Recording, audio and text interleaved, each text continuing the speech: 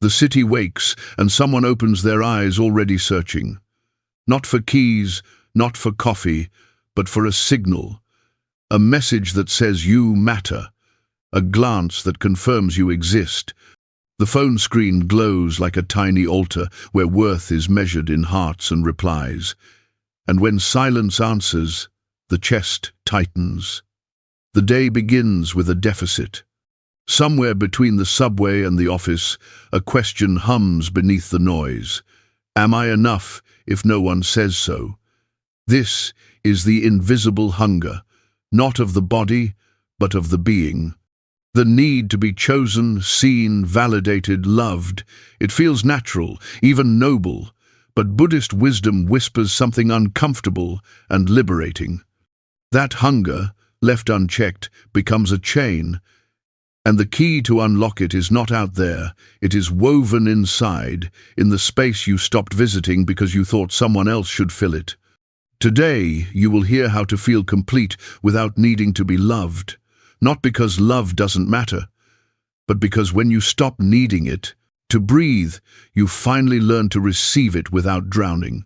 You will discover why the search itself creates the void, how attachment disguises itself as affection, the difference between loneliness and solitude, the practice of befriending your own company, and the strange power that appears when you stop performing for invisible judges. This is not about becoming cold or distant. It is about becoming free. Free to love from fullness, not from desperation. Free to be chosen without needing it like oxygen. Free to walk alone and feel the ground solid beneath your feet. The common enemy wears a gentle mask. It says, "You are incomplete until someone completes you." It appears in songs, films, stories sold as truth. Two halves becoming whole, the missing piece, the one. It sounds romantic. It is actually a trap. Because if you are half, you will always search, and the searching never ends. It only changes faces.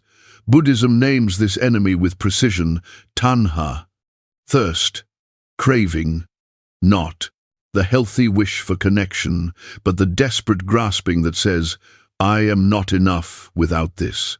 That thirst creates mirages. You see love, and it is actually need. You feel connection, and it is actually fear of abandonment. The other person becomes a mirror. You demand to reflect your worth. And when they cannot, when they look away or change or leave, the world collapses. The paradox cuts deep. The more you need love to feel complete, the less you can actually experience it. Need distorts. It makes you scan for threats. It makes you cling when you should breathe.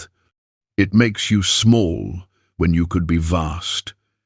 And it exhausts the other, who was never meant to carry the weight of your existence. There is another way. Not the way of renunciation that says, love is dangerous, so avoid it. But the way of sufficiency that says, I am already whole. Love is not my oxygen, it is my poetry. Begin here. Sit in a quiet corner of your home. No phone, no screen, no soundtrack, just you and the hum of the refrigerator, the distant traffic, your own breath. Do not fill the silence with tasks or thoughts. Let it be. 5 minutes. That is all. At first, discomfort arrives.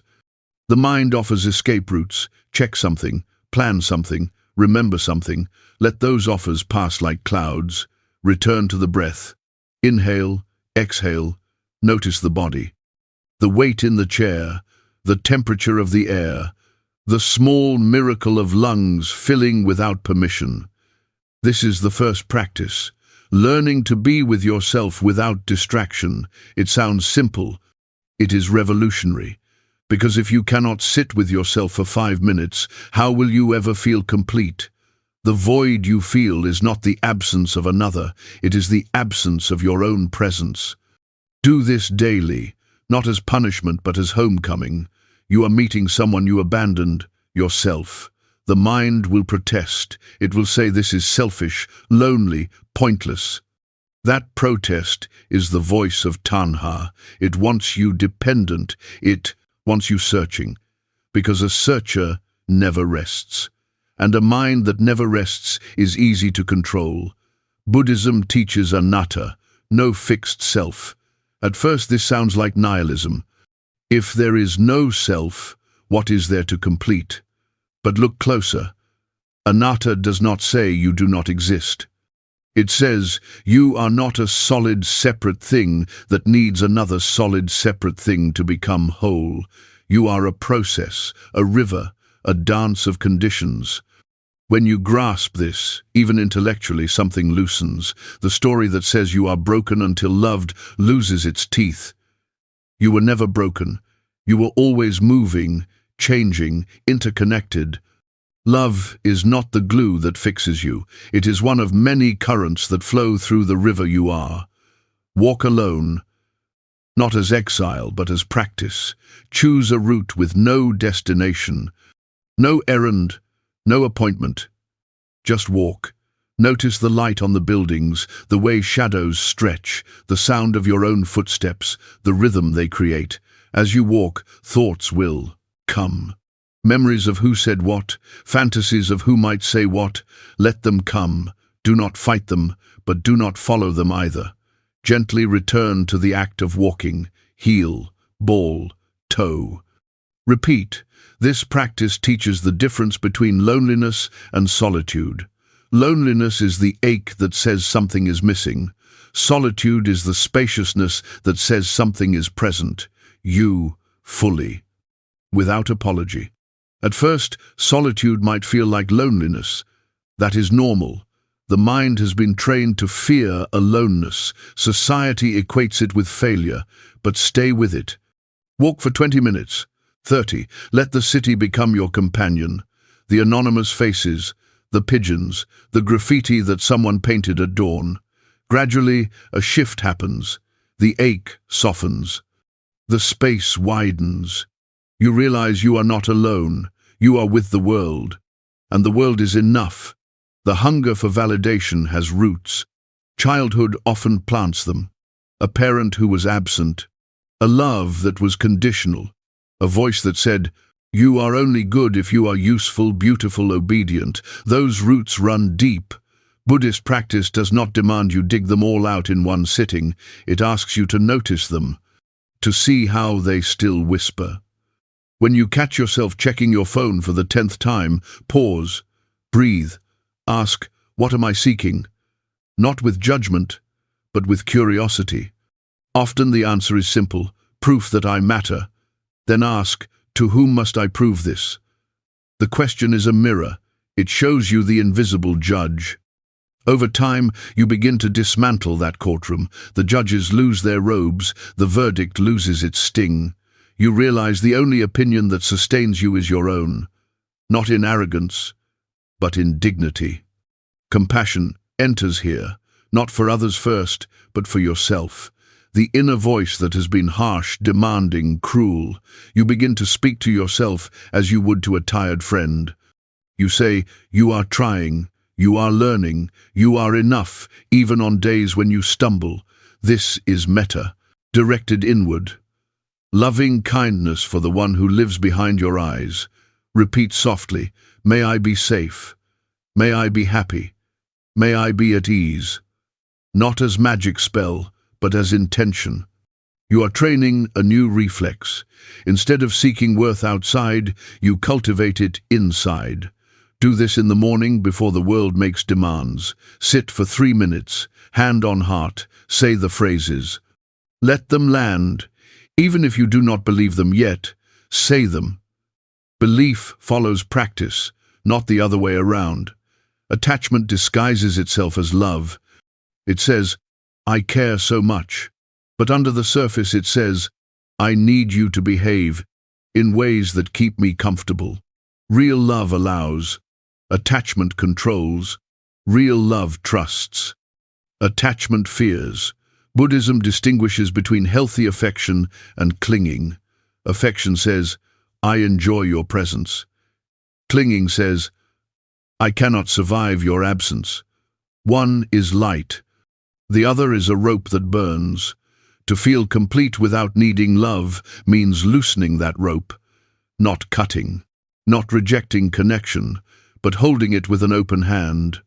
You can love deeply and still know you will be okay if that love changes or leaves. This is not pessimism, it is freedom. Imagine holding water.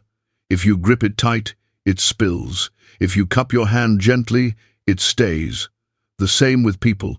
The tighter you cling, the more they slip away. The more you allow, the more they stay.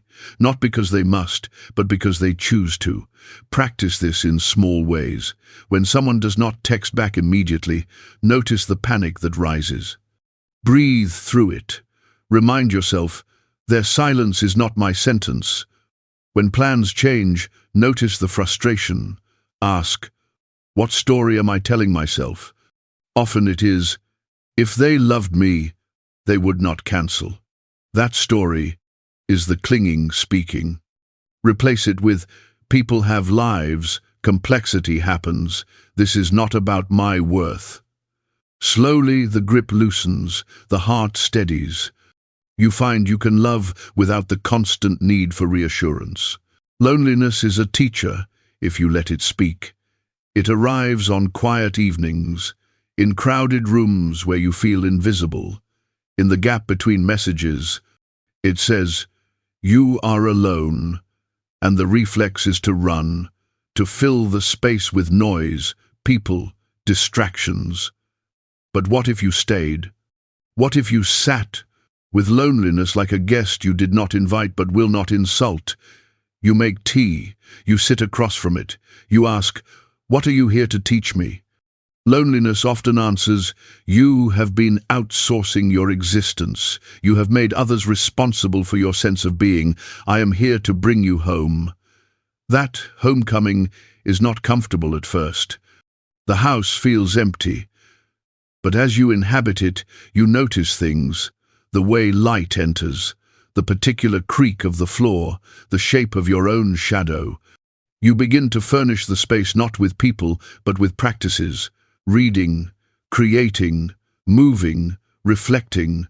Slowly the house becomes yours, and when someone visits, they are a guest. Not the landlord. The world sells a lie. It says happiness is out there, in another person's arms, in a career, in an achievement, in a number on a screen. Buddhism says happiness is an inside condition. It arises when you stop demanding the world to be other than it is, when you stop demanding yourself to be other than you are. This does not mean complacency. It means contentment. The quiet knowledge that right now, in this breath, there is enough. You are enough. The moment is enough. To cultivate this, practice gratitude for what is already present, not the grand things, the small. The fact that you woke, that water runs from the tap, that your lungs do their work without being asked, that you have a corner of the world where you can sit undisturbed for 5 minutes. Write 3 things each night, things that were here today, not things you wish were here, things that were. This practice rewires the brain. It stops the endless forward search and roots you in the present abundance. Connection is beautiful. It is also not the answer, because the question, am I enough, cannot be answered by another person. They can say yes 1,000 times. You will still doubt if you have not said yes to yourself. The practice of sufficiency is this. Each morning, before the world tells you who to be, you tell yourself, I am here, I am whole, I am enough. Not as affirmation that denies reality, but as recognition of what was always true. You are not half, you were never half. You are a full sky, sometimes cloudy, sometimes clear, always complete. Other people are not missing pieces. They are other skies. And when 2 skies meet, they do not complete each other. They create weather, sometimes gentle, sometimes fierce, always temporary, always beautiful. The city keeps moving, people keep searching, phones keep glowing, but you, walking through it, are no longer hunting. You are no longer a beggar at the table of validation. You are a mountain, Steady, sufficient, open to connection, but not starved for it. This is not the end of longing. It is the transformation of it. You still want companionship, but you no longer need it to survive. You still enjoy being seen, but you no longer collapse when the gaze turns away. You still love, but you love from overflow, not from deficit. And that love, rare and free, is the kind that does not suffocate. It does not demand, it does not drain, it simply is. Like rain that falls without asking if the ground deserves it.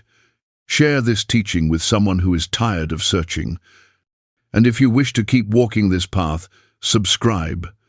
Because the art of feeling complete is not learned once, it is practiced daily, in silence, in solitude, in the small choices that say, I am enough. Now close your eyes for one breath, feel the body, thank it for carrying you. You are here, you are whole, you are complete. And that has always been true.